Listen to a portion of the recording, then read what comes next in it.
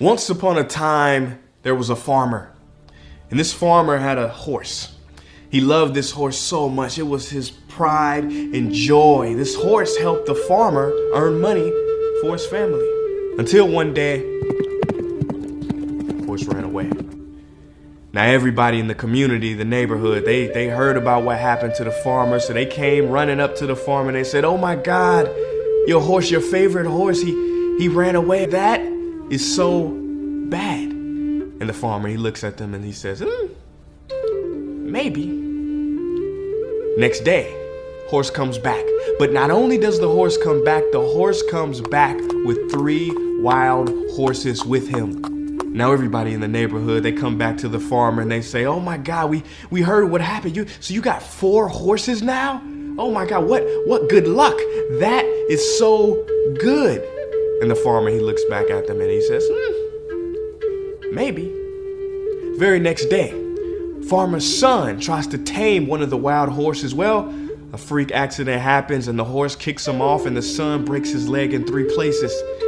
Now everybody in the community, they come up to the farmer and they say, "Oh my God, those stupid horses, look at what they did to your son. That is so bad." And the farmer, he says, maybe. The very next day, the military come to the farm looking for young men to draft to the army. They take one look at the farmer's son and say, "We can't draft him. He's got a broken leg." Well, everybody in the community, they hear about what happened and they run up to the farm and they say, "Oh my God, what good luck. Your son doesn't have to go to the war. Our sons, they got drafted. What good luck you have." And the wise farmer, he looks back at them one last time and says, maybe. I love this story so much. The moral is this. It's so easy for us to develop negative mindsets when something bad, quote unquote bad, happens to us. But good, bad, who knows? Do you really know what's positive or negative when you don't see the full picture? When you can't see the long game?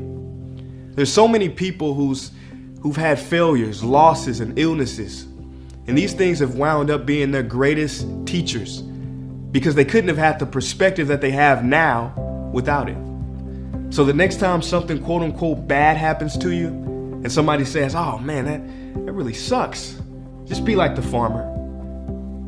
Be patient, be still, and say, maybe.